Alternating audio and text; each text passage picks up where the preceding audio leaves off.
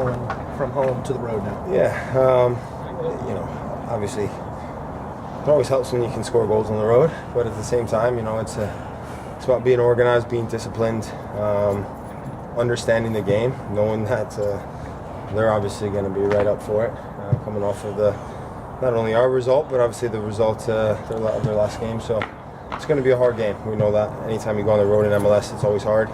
So for us, we need to have a good start, but at the same time, we have to manage the game and be smart about it.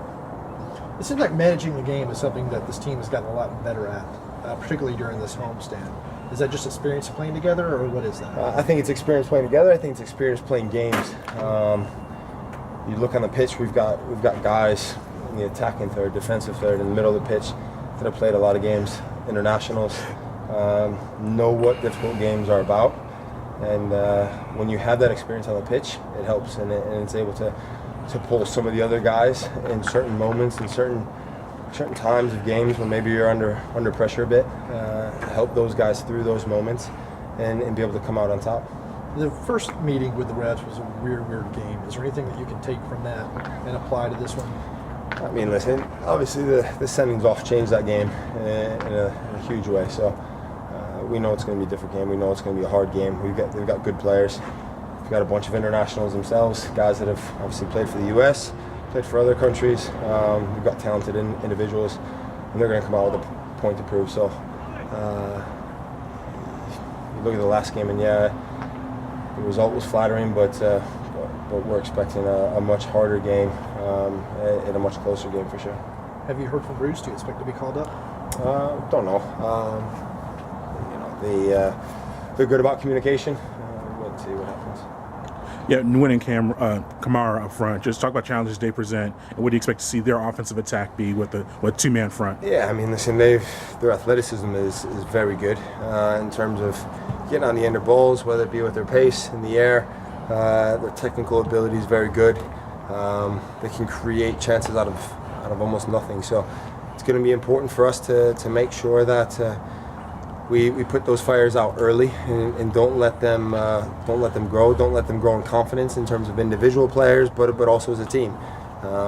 We know we're a good team. On our day, we know we're a good team, and it's going to be important that we try and impose ourselves on them and make it hard for them. You got a rotating back line with McCann seeing some more time recently, and Parkhurst didn't play the last game. You think that's helpful to have these different rotations as you head towards the playoffs, or would you like to have a solid back four that you can still get adjusted to? I think the system we play and the understanding of how we play is very clear, and it's been well received by everybody in the group, in the team. So when we do make changes, whether it be for injury, whether it be for rotational purposes, guys know the roles, and I've always said we've got a very talented group of guys here that just because somebody's not in the team doesn't mean they're a bad player. It means that we've got an exceptional group in terms of talent, and when guys step into that system, into that role, whether it be Chris playing as a left back or Jeff sliding back to play center half.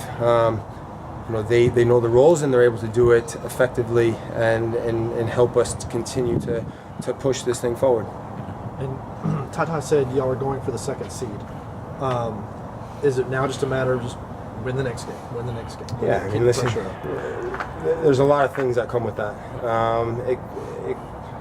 We know that if we continue our performances and continue to get results, then hopefully, that second seed will come our way. And for us, it's about approaching every game now to make sure that we get better in certain areas of the game, and we continue to pick up results, continue to keep the confidence, continue to, as I mentioned, to keep our group moving in the right direction, which is forward and up the table. And ultimately, if you do all those things, then second place is there waiting. So we've got a lot of games to play between now and the end of the season. We know that. We say a lot, but a handful of games, and it's important that we take each one as it comes and apply ourselves in the right way and go about our business in a professional manner. And do you have to take this game and the one on Tuesday almost as a package deal because the turnaround is so short? I mean, listen, in terms of the scheduling, it is what it is. You deal with it. Teams deal with this sort of thing all over the world, whether it be in Europe, South America. You deal with these obstacles as they come. As I mentioned, we've got a lot of guys on our team that are capable of playing games, playing minutes, and so for us, our focus is New England, and once Saturday night finishes, then we'll turn our attention to Tuesday. Do you play FIFA? I do not. Okay. I've tried. I'm horrendous. I am not a gamer as the kids these days say. So. Okay. Yeah. I was just curious if you saw the new version and what you thought about it. I haven't. I've seen a bunch of guys retweeting things, the club tweeting, retweeting, all sorts. I'm getting too old for this stuff. I hear you.